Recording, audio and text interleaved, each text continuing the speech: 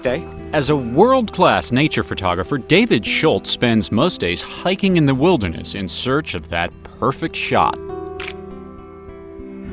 The demands of his work require an active, sometimes grueling pace. And so it comes as a bit of a surprise to learn that David has been living with diabetes for most of his life. 117, so good shape. David was diagnosed with type 1 diabetes at age 13, and he soon learned that a normal life was possible with careful management of the disease. But his doctors warned him that diabetes was a leading cause of blindness, and he was discouraged from choosing a career that would depend on his sight. That was one of the main complications that really stuck with me, and, really, if anything, did terrify me. The thought of losing my eyesight was not a pleasant thought.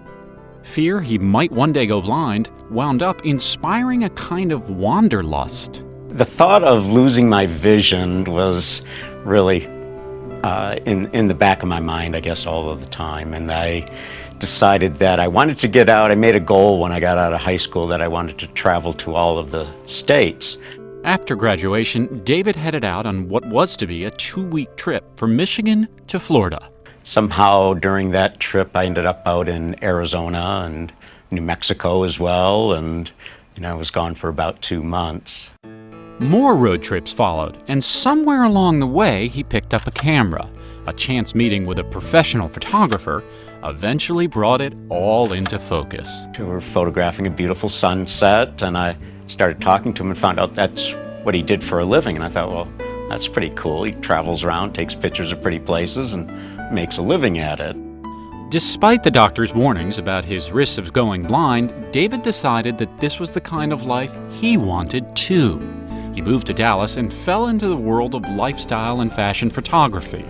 Probably being, 20 years old and photographing beautiful women seemed pretty appealing at the times.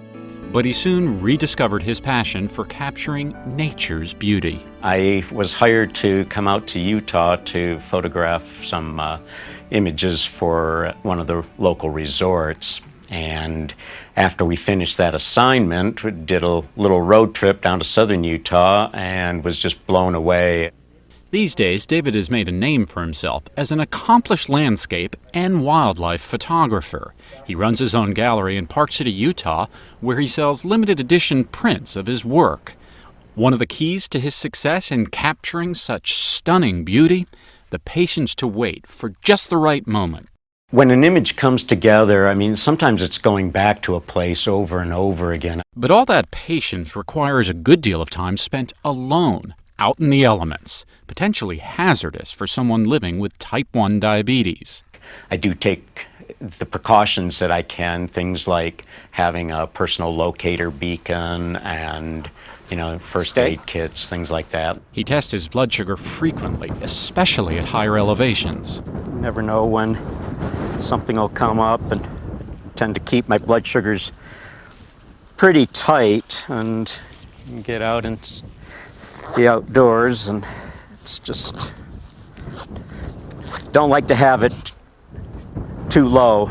But concerns about his eyesight were not unwarranted. 11 years ago, he developed retinopathy, a progressive eye disease causing the blood vessels in the back of his retina to hemorrhage.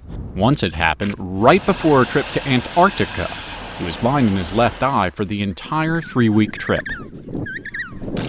Having that in the back of my mind, the chance of losing my vision, quite often, makes me that much more appreciative of what I've gone and have done with my life and what I've seen. But with the technologies that's there, the laser treatments and other things that can be done to treat retinopathy, I feel a little less threatened.